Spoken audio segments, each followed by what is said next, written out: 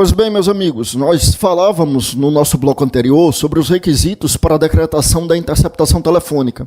Vale lembrar, evidentemente, como nós mencionamos no bloco anterior, esses requisitos são os mesmos requisitos para a decretação da interceptação do fluxo de comunicação de informática. Então, aquilo que é necessário para decretar a interceptação telefônica é necessário para decretar, como nós dissemos, a interceptação ali do e-mail, das redes sociais, do fluxo de comunicação de informática de um modo geral, né? Então, vale lembrar que muitos crimes são perpetrados pela internet e que de nada adianta uma interceptação telefônica, mas muito válida será uma interceptação do fluxo de comunicação de informática, tá?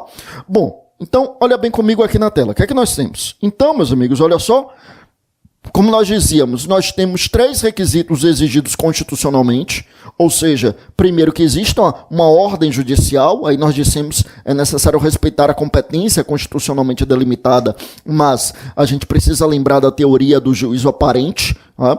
Nós vimos aqui que o segundo requisito é que seja nos termos da lei, e essa lei já existe, é uma lei de 1996, é a lei que nós utilizamos até hoje. A gente vai falar daqui a pouco que ela sofreu uma mudança em 2020 com a lei anticrime, que é de 2019, mas entrou em vigor em 2020, mas é a mesma lei, é a lei de 96. E vimos que, para a Constituição, ainda no artigo 5º, inciso 12, é necessário que tenhamos aqui uma finalidade específica, ou seja, que seja para a investigação criminal ou a instrução processual penal. Tudo bem. Aí nós vimos, meus amigos, que pela Lei 9296, outros requisitos foram trazidos. Então, em primeiro lugar, que nós tenhamos um crime punido com reclusão. Então, que tenhamos, eu repito, crime punido com reclusão. Então, não pode ser para crime punido com detenção, não pode ser para contravenção penal. É necessário que tenhamos crime punido com reclusão. Também que nós tenhamos indícios de autoria ou participação. E aí nós dizíamos, para encerrar o bloco anterior, que haja o respeito ao caráter subsidiário da interceptação. Como assim um caráter subsidiário? É que a lei vai nos dizer que não caberá interceptação telefônica quando a prova puder ser obtida por outros meios.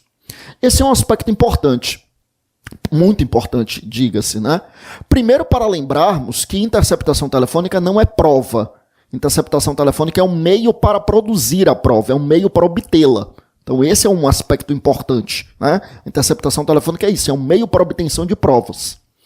Mas um segundo aspecto muito importante, meus amigos, diz respeito aqui a lembrarmos que quando a gente fala em interceptação telefônica, nós estamos falando em entre outros tantos meios de produzir a prova.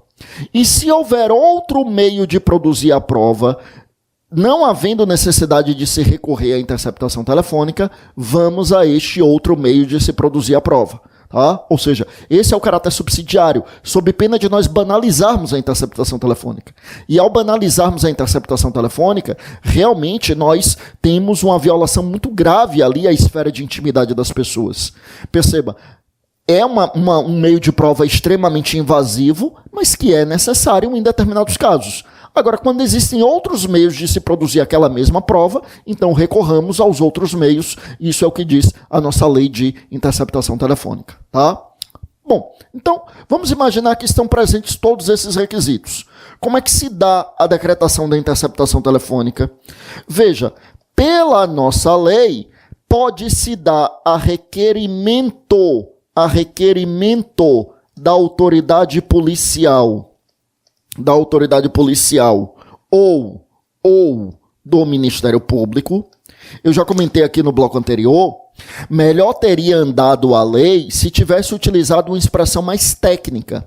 Ou seja, no lugar de requerimento formulado pela autoridade policial, que se tivesse colocado representação feita pela autoridade policial. Com efeito, a autoridade policial, que nós sabemos ser o delegado de polícia, não formula requerimento, formula representação. Mas na lei de interceptação telefônica constou a expressão requerimento. Requerimento formulado, então, pelo delegado de polícia, né? Ou seja, a autoridade policial, ou pelo Ministério Público. Mas além disto, meus amigos, veja que permite-se que haja aqui a decretação de ofício por parte do julgador. A lei de interceptação telefônica permite que o juiz decrete a interceptação de ofício. Tá, vamos lá, vamos para algumas considerações. Para uma eventual prova objetiva, para uma eventual questão em uma prova objetiva, eu não tenho dúvida, vai com base na lei. Então, pela lei, cabe decretar interceptação telefônica de ofício? Cabe. Só que a gente tem que ter cuidado com algumas coisas. Né? E aí, mais para uma prova subjetiva, para uma prova oral, ou até para uma prova objetiva, desde que o examinador coloque isso na questão objetiva. Né? Que pode acontecer também. Caso o legislador não vá adentrar nas discussões que eu vou trazer agora, o examinador não vá adentrar nas discussões que eu vou trazer agora para uma prova objetiva, aí você vai pela literalidade legislativa. Até porque o judiciário não reconheceu a inconstitucionalidade desse dispositivo. Mas em sede doutrinária, ele é bastante criticado. Por que ele é bastante criticado? Porque em sede doutrinária, o argumento é no sentido, meus amigos, de que não se deveria permitir ao juiz produzir prova de ofício no processo penal. Não só interceptação telefônica, mas qualquer outro meio de prova. Não se deveria permitir ao juiz produzir de ofício. E por que não? O argumento, meus amigos, é no sentido de que, quando a gente tem uma situação como esta, em que o juiz vai produzir prova de ofício, nós teríamos uma violação ao sistema acusatório. Por que uma violação ao sistema acusatório? Porque pela regra do sistema acusatório, as funções de acusação e julgamento estão apartadas, de modo que aquele que não pode acusar não julga, aquele que pode julgar não acusa. Né? Quando eu digo pode, aqui é poder-dever, né? Aquele que tem um poder-dever de acusar não julga, aquele que tem um poder-dever de julgar não acusa. Só que quando você permite ao juiz produzir prova de ofício, você está permitindo ao julgador fazer aquilo que cabe à acusação fazer. Sim, porque o ônus de produzir prova é do acusador. O ônus da prova incumbe como regra ao acusador. Quando você permite ao juiz produzir prova de ofício, você está permitindo ao juiz que faça aquilo que cabe ao acusador fazer. Essa é uma discussão própria do processo penal, tá? No processo civil se permite essa produção de prova de ofício e não há maiores questionamentos em relação a isso. Até existem questionamentos mais isolados, mas no processo penal esses questionamentos são muito mais contundentes. Então a ideia é exatamente essa, né? De que, no sentido de que, se o ônus da prova é do acusador, quando se permite ao juiz produzir prova de ofício, se permite ao juiz fazer aquilo que cabe ao acusador fazer. E é por isso que se critica tanto em sede doutrinária a possibilidade de o juiz produzir prova de ofício. E no CPP são duas as hipóteses. No artigo 156, né, lá no inciso 1, que é a chamada prova antecipada, uma prova produzida de ofício pelo juiz ainda na fase de investigação, em caso de relevância e urgência. E a segunda hipótese é a hipótese da prova quando há a necessidade de debelar fundada a dúvida, que está no artigo 156, inciso de número 2. E aí nós podemos vislumbrar uma outra hipótese aqui na legislação extravagante, que é exatamente isso que eu colocava aqui, a possibilidade de o juiz decretar de ofício a interceptação telefônica. Quer dizer, é mais uma possibilidade fora daquele espectro do artigo 156 do CPP, em que se permite ao juiz a produção de prova de ofício. E aí as críticas que se fazem lá a decretação de ofício por parte do juiz, lá o artigo 156, também se fazem aqui no que se refere à interceptação telefônica. Só que essa história ganhou um novo capítulo, e um capítulo que ainda está incompleto. Qual é o novo capítulo e por que ele está incompleto? Um novo capítulo, meus amigos, trazido lá pela figura do juiz das garantias, que foi introduzido ao Código de Processo Penal pela Lei Anticrime. Lei Anticrime, nós sabemos, é uma lei de dezembro de 2019, né? Lei 13.964, do dia 24 de dezembro de 2019. Teve 30 dias de vacácio, entrou em vigor em 23 de janeiro de 2020. E na lei anticrime, né, introduziu ali os artigos, a partir do artigo 3º-A, ali no Código de Processo Penal, criando a figura do juiz das garantias, que nós sabemos seria aquele juiz que atuaria adotando as medidas em que há necessidade de intervenção judicial, ou seja, as medidas acobertadas pela cláusula de reserva jurisdicional, e atuaria exclusivamente na fase de investigação. Não atuaria, portanto, durante a fase de processo, tá? Só que aí, meus amigos, o que é que acontece? Diante da situação, aí é preciso lembrar que a figura do juiz das garantias, lá o CPP passa a nos dizer que o juiz das garantias não irá produzir prova de ofício. Não irá produzir prova de ofício. Ora, se ele não irá produzir prova de ofício, então, aí uma dúvida que muita gente está tendo, então isso revogaria tacitamente o artigo 156 do CPP? Isso revogaria tacitamente aqui essa possibilidade de o juiz decretar interceptação telefônica de ofício?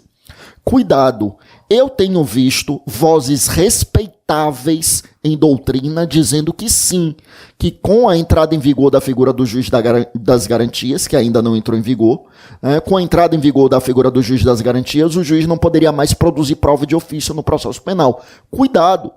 Na verdade, o que o CPP está dizendo é que o juiz das garantias não produziria a prova de ofício, significando dizer que sim, haveria uma revogação tácita, a possibilidade de o juiz produzir prova de ofício na fase de investigação, ou seja, quando atuar como juiz das garantias, mas não quando atuar durante a fase de processo.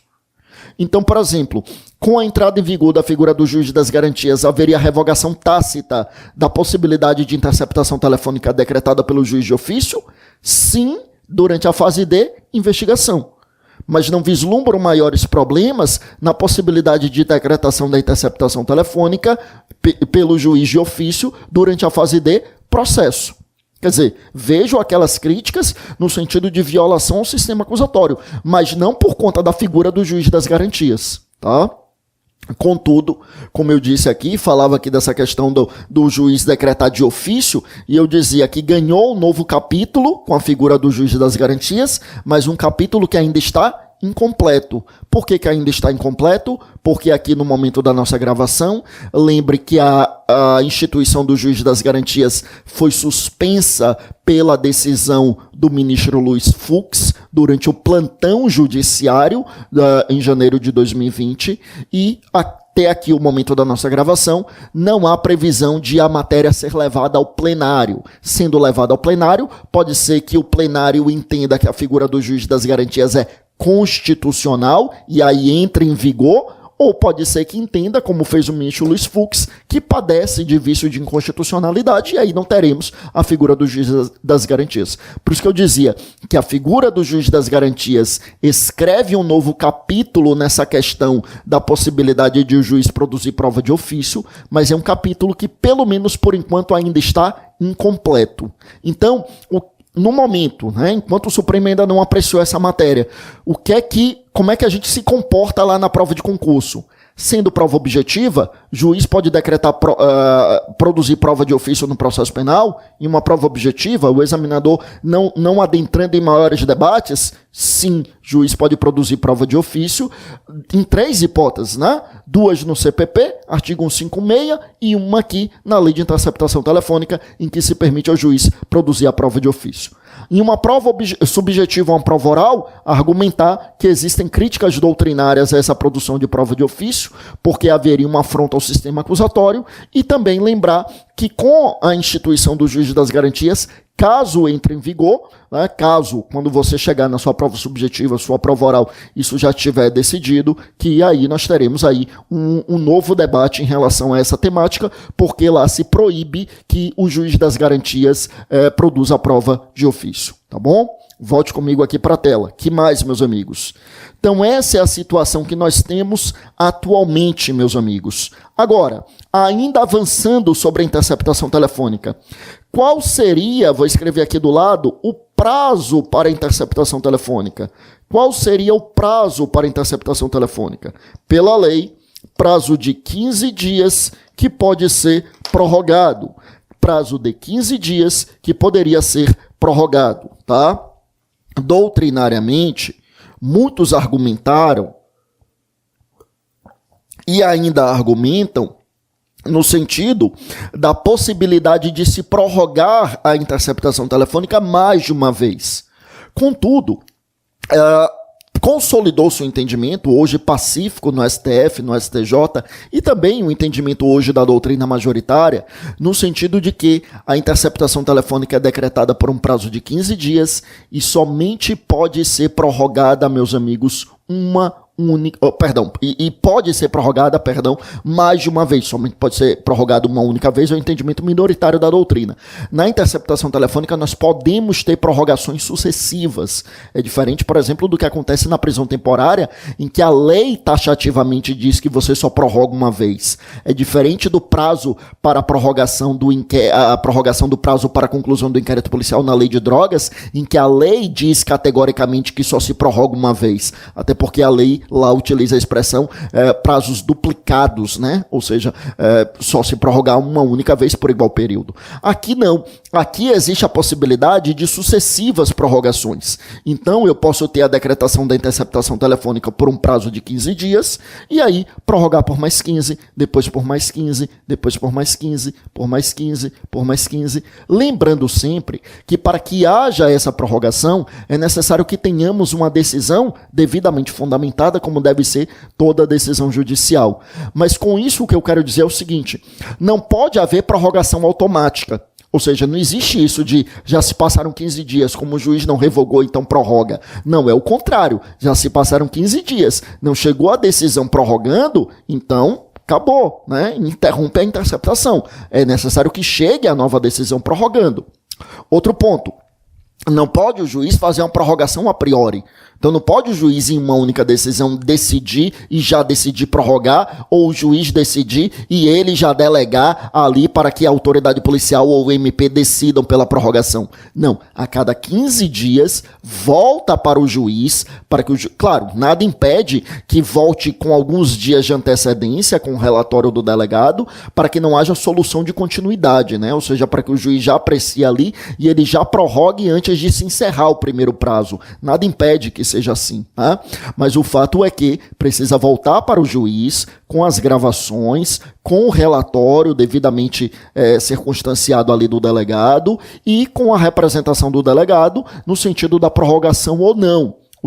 Cabe ao juiz ouvir o MP, é de bom alvitre que se ouça o MP, já que é o titular da ação penal. Evidentemente, nem a representação do delegado, nem o requerimento do MP vinculariam o juiz, como nós sabemos, mas o juiz, então, vai decidir se prorroga ou não. Em se tratando de prorrogação, em cabendo prorrogação, aí nós sabemos, são mais 15 dias. E aí pode prorrogar mais uma, mas em cada uma delas com uma decisão devidamente fundamentada em que se demonstre concretamente a imprescindibilidade daquela prorrogação, tá bom? Ou seja, não são prorrogações automáticas, não são prorrogações instantâneas, é retorno para o juiz para decisão devidamente fundamentada sobre a imprescindibilidade dessa prorrogação. Agora, mas não tem um limite? Tanto o STF quanto o STJ entendem que o limite é a razoabilidade. E a razoabilidade precisa ser aferida no caso concreto. Por quê? É necessário levar em consideração a complexidade da medida, é necessário levar em consideração aspectos que digam respeito à imprescindibilidade da medida, a possibilidade de se produzir a prova de alguma outra forma, o número de pessoas envolvidas, o número de crimes investigados, enfim, então assim, não tem como dizer a priori, né, qual é o prazo é X. É realmente uma análise, no caso concreto, à luz das ideias de razoabilidade, tá? Proporcionalidade e razoabilidade, tá bom? Então, essa é a questão do prazo para a conclusão da questão aqui da interceptação telefônica. Bom, outro ponto relevante. É evidente que a gente precisa lembrar aqui a súmula vinculante 14, quando nos diz que é direito do defensor, ali na defesa do investigado, ter acesso aos elementos de prova já devidamente documentados nos autos de investigação criminal. Lembra que esse direito de acesso é para as provas, para os elementos de prova devidamente documentados. Vale dizer, os elementos de prova que já foram produzidos e estão devidamente documentados. É evidente que não existe direito de acesso a elementos que estão ainda em fase de diligência. Então é evidente que não cabe ao delegado informar ali ao defensor que há uma interceptação telefônica em andamento. O defensor até pode desconfiar, mas o defensor não vai ter como, não vai ter como ter essa certeza proveniente de uma fala do delegado. Não cabe ao delegado dizer isso, tá? Por quê? Porque o defensor tem direito de acesso aos elementos de prova que já foram devidamente documentados, ou seja, elementos de prova que foram produzidos e documentados. Tudo bem? Volte comigo aqui para a tela, meus amigos. Que mais que a gente tem então? Então, essa situação, quando a gente fala aqui neste prazo, tá bom? Que mais? Que mais que a gente tem aqui em relação a esse tópico? Que mais que a gente tem aqui em relação a este tópico? Veja, além disto, a gente precisa lembrar, então, como eu já mencionei, que a lei anticrime, a lei que institucionalizou o pacote anticrime, inseriu o artigo 8º-A, tratando, meus amigos, aqui da captação ambiental.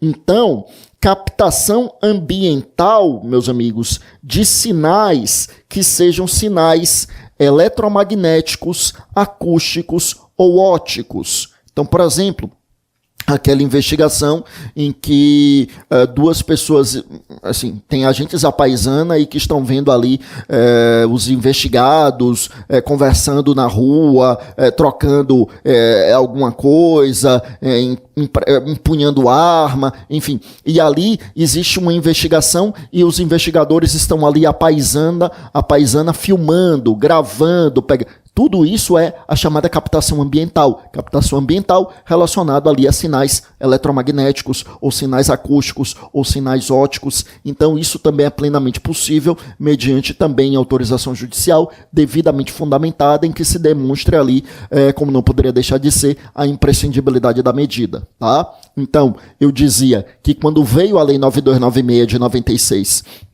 houve a previsão da interceptação telefônica e dos dados de fluxo de informática. Aliás, um mérito do legislador em 96, né? Porque em 96 a internet ainda era muito incipiente no Brasil e o legislador ele já teve essa sacada de autorizar ali a interceptação para os dados de telemática e de fluxo de informática, né? E com a lei anticrime, como eu disse, nós tivemos aí o acréscimo relacionado, então, à captação ambiental dos sinais eletromagnéticos, óticos ou acústicos. Só para a gente fechar, eu quero te recordar aqui que a decretação da interceptação sem autorização judicial constitui crime, seja a interceptação telefônica, seja a interceptação telemática, seja a captação ambiental, ressalvado, evidentemente, as hipóteses ali, veja que eu estou falando da interceptação, né? Eu não estou tratando aqui da questão da captação, da gravação clandestina. Ou seja, se é feito por um dos interlocutores, não tem problema, é válido, inclusive válido como meio de prova, salvo, como nós já dissemos, se o teor da conversa estiver acobertado por um sigilo legal, um sigilo previsto em lei, tá? Mas a lógica é essa, né? A lógica é exatamente neste sentido aqui.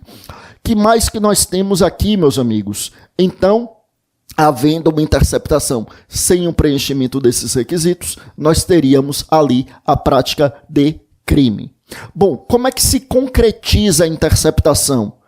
O juiz profere a decisão, encaminha a sua decisão ali à autoridade policial e encaminha ofício às companhias de telefonia para que, ou às operadoras de internet, né, no caso da interceptação telemática, para que forneçam acesso ali àquele fluxo de informações à autoridade policial. A autoridade policial vai acompanhar, né, vai destacar ali um agente, escrivão, para ir acompanhando as conversas. Lembra que só vão para os autos as conversas que dizem respeito à prática de crime, as conversas pessoais do sujeito. Os policiais estão ouvindo tudo, por isso que eu disse, é invasiva a intimidade, a vida privada do investigado, porque tem gente realmente ouvindo tudo, captando tudo, gravando tudo, mas só vão para os autos aquelas conversas que digam respeito à prática criminosa, tá? Então, e aí é redigido, então, como eu mencionei, um relatório pela autoridade policial, a autoridade policial encaminha o resultado ali das conversas, o áudio para o juiz e encaminha um relatório também, e inclusive nesse relatório formulando ou não requerimento para prorrogação. Ou prorrogação daqueles que já estão interceptados, ou que acontece muito também, a expansão da interceptação para pessoas que não estavam originariamente interceptadas. É muito comum que isso aconteça, né? Está interceptando ali fulano, e aí percebe que fulano está conversando com Beltrano. E aí vê que Beltrano também é envolvido na prática criminosa. E aí pede a extensão da interceptação também para Beltrano. Isso não só pode acontecer, como é bem comum, tá? Meus amigos, olha só comigo aqui na tela.